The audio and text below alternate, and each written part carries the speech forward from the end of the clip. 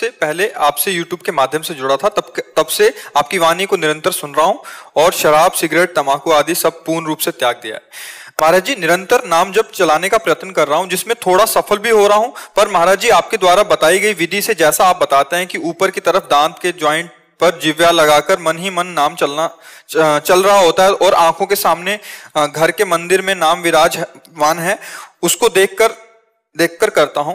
मन में लिखकर भी हो रहा है, परंतु फिर भी ऐसा महसूस होता है कि मन बड़ी सब साधनाओं का कम समय में इतना लाभ ले लिए हो तो चुप रहो और धैर्यपूर्वक अभ्यास बढ़ाते रहो। कोई गलती ना हो तो आगे जो चाहत है वो पूरी हो जाएगी कि हमारा निरंतर भजन चलने लगे, हम आनंद में डूब जाएं, हमारी मंत्राकार वृत्ति, वो सब हो जाएगा। अगर 100% में 10% भी मन काबू में आ गया है तो बहुत बड़ा आपने युद्ध हासिल कर लिया, विजय प्राप्त कर ली। क्योंकि अनंत जन्मों से सदैव मुझे हराता रहा है, आज वो 10% हमारे कब्जे में आ गया है। 10% भजन में लगने लगा ना, बहुत बड़ी बात कर ली। धीरे धीरे परसेंट बढ़ाते चले जाइए। और ये इतना प्यारा मन है कि इसे जो पकड़ा दो पकड़ लेता है। जैसे अभी हमने विषय पकड़ाए संसार के, तो पकड़े ना, गंदे से गंदी बातें पकड़े। अब हम भजन पकड़ाएंगे तो पकड़ रहा है ना। जैसे आपने 10 मिनट भजन शुरू किया, अब उस 10 मिनट में कोई आपसे आकर बात करना चाहे तो आपको बुरा लगेगा कि यार 10 मिनट तो भजन करता हूं, कम से कम चैन से 10 मिनट भजन, मतलब मन 10 मिनट के लिए राजी हो गया। तो हम धीरे धीरे उसको समय से बढ़ाते राजी करते चले जाए। फावड़ा चलाते हुए, व्यापार करते हुए, नौकरी करते हुए, धीरे धीरे अंदर ही अंदर नाम जप कर रहे हैं, बाहर से शरीर से कर्म कर रहे हैं, बहुत बढ़िया भजन हो जाएगा। तो ये जो चल रहा है बहुत बढ़िया चल रहा है। बस आहार शुद्ध रखो, संग शुद्ध रखो, तो हमारे विचार शुद्ध रहेंगे।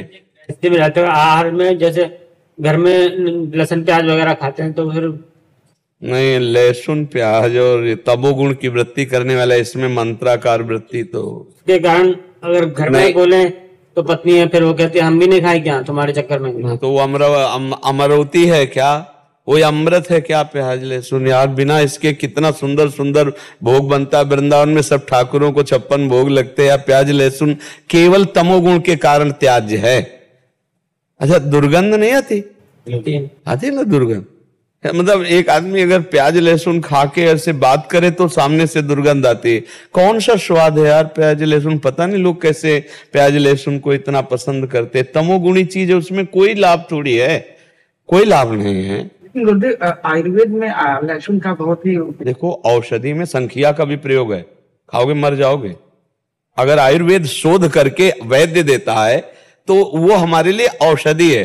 देखो बहुत सी औषधियां दूषित पदार्थों से बनती है, लेकिन दूषित पदार्थ नहीं है, उसे हम औषधि बोलते हैं। हम औषधि पा रहे हैं, अच्छा औषधि के रूप में। तो औषधि के रूप में जैसे किसी का गठिया बात है, गठिया रोग है, तो लहसुन बड़ा काम करता है। आप उसको कैप्सूल की तरह ले जाओ, हमने देखा है।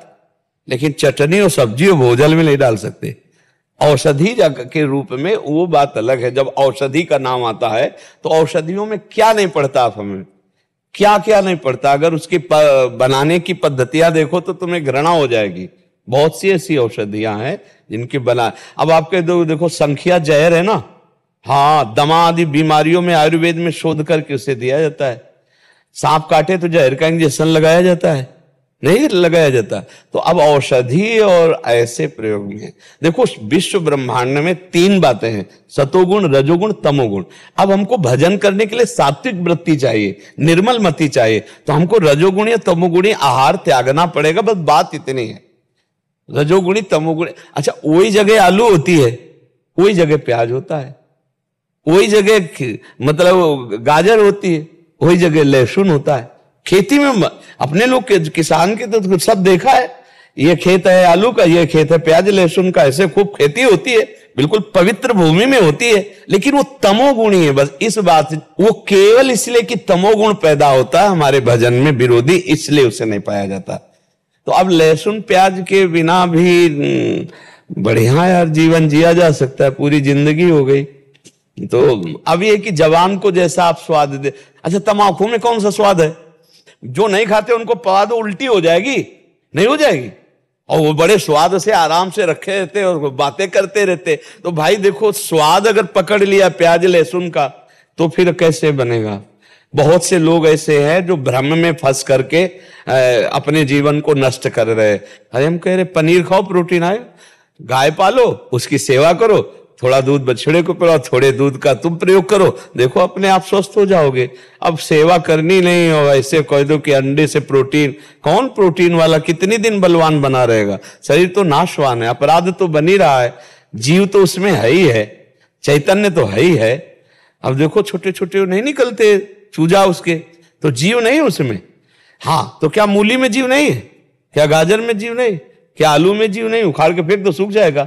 पर जीवे जीव आहार, जीव बिना जीवे नहीं, जो जिसके लिए निर्धारित कर दिया गया। हम मनुष्य हैं, हमारे लिए निर्धारित किया गया सब्जी, फल, फ्रूट, अन्न विविध प्रकार के। राक्षसों के लिए वो राक्षसी भोजन है, हिंसक पशुओं के लिए वो भोजन, अपने लिए नहीं। तो अपने जब भगवत मार्ग में चल रहे हैं तो अपने को बचना चाहिए, समझाना चाहिए, पत्नी को समझाना चाहिए। और ना समझे तो फिर जहां तक हो, अगर नियमावली ले लो कि आप बनाओ सब्जी खाओ, हम सब्जी नहीं पाएंगे, हम नमक रोटी खाएंगे, भगवान का भजन करना, हम नमक रोटी खा के पूरी मेहनत, अभी सब ठीक हो जाएंगे। जब हम फिसल जाएंगे निष्ठा में तो सब फिसल जाएंगे। नहीं, हम नहीं पा सकते। हम नमक रोटी पा लेंगे, दही रोटी पा लेंगे, दूध रोटी पा लेंगे, लेकिन जिसमें प्याज पड़ा है, लहसुन पड़ा है, तो अलग बना के देने को तैयार है। वो कहती तुम्हारे लिए अलग बना, तो बढ़िया है, फिर क्या अलग बनाओ खाओ, बढ़िया है भोजन। भजन करने के लिए थोड़ा सात्विक भाव तो चाहिए। भजन मार्ग में तो थोड़ा दुख सहना पड़ेगा, जबान को संभालना पड़ेगा। एक तुम खुद नहीं चाहते हो कि लहसुन की चटनी और प्याज वाली चौक वाली सब्जी के, क्योंकि जो ऐसी पाता है, तो हम आपको बताए ना, चाहे जितनी बढ़िया दाल सब्जी हो, फिर उसकी जबान में अच्छा नहीं लगेगा, क्योंकि शादी एकदम सात्विक होती है। अब अपने लोग सात्विक सादा भोजन एकदम, तभी चिंतन बनेगा सात्विक। अब गंदा भोजन तो गंदा चिंतन, रजोगुणी भोजन तो काम आदि दोष उत्पन्न हो जाएंगे। हम जैसा खाते हैं अन्न, वैसा हमारा मन बनता है। तो कोशिश करो, जैसे विद्यार्थी हैं, नौकरी पेशा वाले हैं, हम उनको ज्यादा इस बात पर जोर नहीं देते कि आप प्याज लहसुन मत खाइए। विद्यार्थी हैं, कहाँ पढ़ने जाना पड़े, नौकरी वाले हैं, कहाँ कहाँ जाना पड़े, अब आर्मी में है, कोई कहीं है, कोई लेकिन यदि आप रह सकते हो तो मत खाओ। प्याज लहसुन खाना पाप नहीं है, पर दोष है, तमोगुणी है। उस तमोगुणी वस्तु का त्याग करके भजन में बढ़ा जाता है। अब नौजवान जैसे नौकरी पेशा वाले, अब उनको यह शिक्षा दो तो घूमते ही रहेंगे, भोजन ही नहीं मिलेगा। प्रायः हर जगह जहां भी किचन है वहां ये आजकल सब पड़ता है। तो इसलिए बढ़िया इतना ही है कि मांसवादी ना खाएं तो बहुत बढ़िया है, लेकिन जिनकी सुविधा है कि वो बिना खाए चल सकता है तो फिर चला लेना चाहिए। हमारी राय यही है कि अगर ऐसा आपका जीवन है कि आप बिना खाए रह सकते हैं प्याज लहसुन, तो फिर आप ऐसा करें, क्योंकि वो सात्विक है और भगवान का भोग प्याज लहसुन डालकर नहीं लगता है। और बिना भगवान का भोग लगाए हम वैष्णव जन कैसे पा